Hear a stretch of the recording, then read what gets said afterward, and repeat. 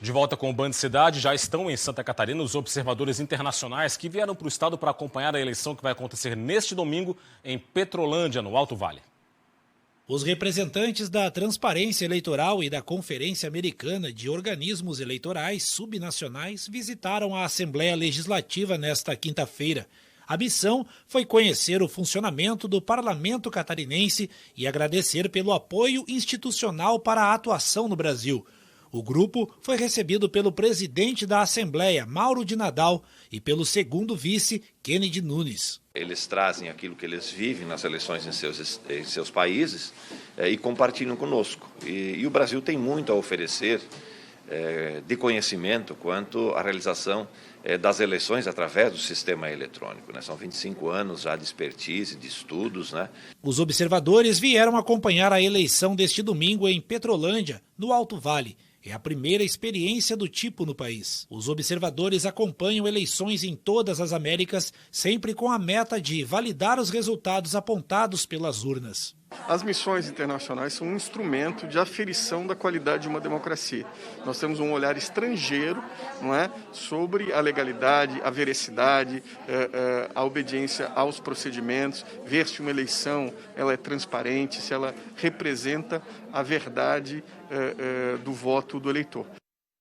Para falar deste assunto, Roberto Azevedo hoje em home office. Boa noite, Roberto, tudo bem? Boa noite, Rodrigo. Boa noite a quem nos assiste. A chuva me deixou aprisionado em casa. Você e muita gente, não é? Agora, Roberto, um momento importante para Santa Catarina. Afinal de contas, a eleição vai ser avaliada por observadores internacionais, o que é muito importante, não é? Esta troca de experiência, Rodrigo, que é importante, citada pelo deputado Mauro de Nadal, presidente da Assembleia Legislativa.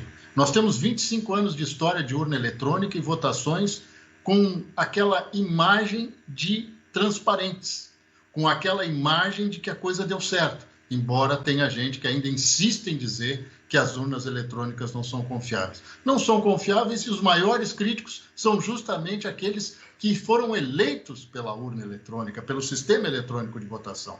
O advogado Marcelo Peregrino, ex-juiz do Tribunal Regional Eleitoral, fez bastante esforço para que essa comissão viesse ao Brasil, porque ele também já foi integrante dessa força e visitou em outros países das Américas para saber exatamente como é que funciona lá. Na maioria dos países não há uma justiça eleitoral dedicada a acompanhamento de pleitos, que é o caso do Brasil. Mas aqui a coisa funciona. Essa mesma comitiva também esteve no Tribunal de Justiça e conversou com o presidente da instituição, o desembargador Ricardo Rezo, que já foi presidente do Tribunal Regional Eleitoral, inclusive tendo sido responsável pela eleição de 2016, aquela que estourou com fake news e uma série de outros problemas. Para encerrar, vamos falar um pouquinho de CPI da Covid. O senador Jorginho Melo, do PL, que é o integrante de Santa Catarina nessa comissão, disparou contra os seus colegas que aprovaram a quebra de sigilo de 2 ex-ministros do governo Bolsonaro, Eduardo Pazuello da Saúde e Ernesto Araújo do Itamaraty. O senador Jorginho Melo diz que é um descaso com pessoas que sequer foram ouvidas, como no caso do Araújo, mas Pazuello já o foi e deixou um monte de dúvidas. Mas quando o assunto é convocar governadores, como Carlos Moisés da Silva, sem fundamento constitucional, o senador Jorginho Melo não diz nada. Dito isso, um grande abraço e até amanhã. Até amanhã, Roberto, com mais opinião aqui no Band Cidade. A gente fala agora do temporal que atingiu a Grande Florianópolis na tarde desta quinta-feira e provocou uma série de problemas em vários pontos da região. Em Florianópolis, o temporal provocou uma série de alagamentos em várias ruas do centro da cidade. O acesso à ponte Colombo Salles na direção da área continental ficou tomado pela água. O acesso à via expressa continental para motoristas que vinham do bairro Estreito em direção à ponte Pedro Ivo também ficou alagado, o que dificultou a passagem dos veículos. Na rua Bocaiúva, uma das mais importantes do centro, por pouco a água não invadiu um hotel. A frente fria se afasta do litoral catarinense, dá lugar a uma massa de ar frio e seco de origem polar. O tempo melhora e a temperatura despenca. Veja na previsão.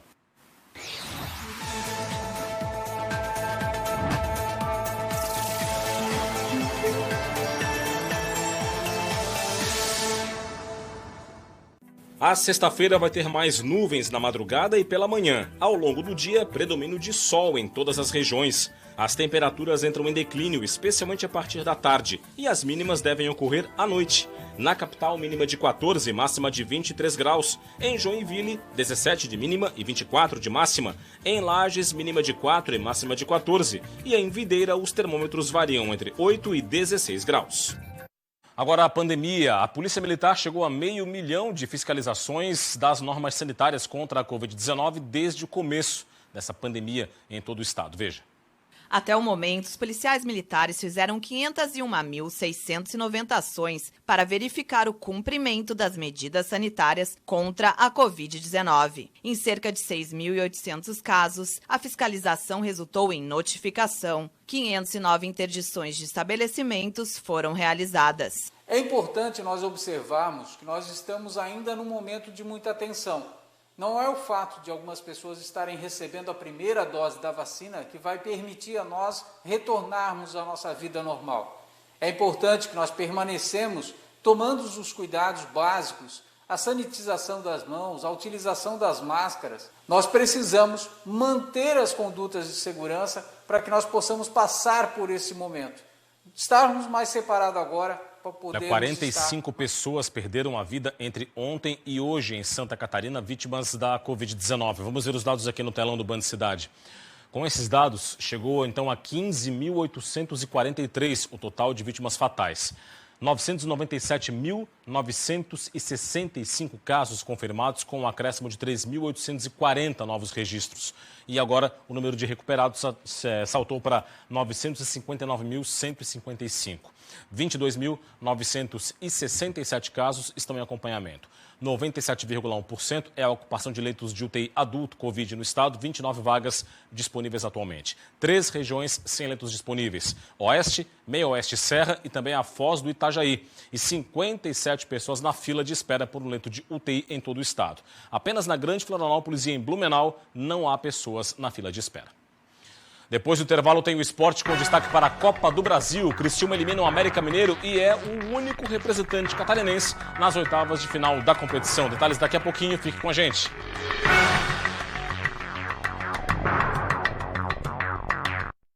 Band Cidade. Oferecimento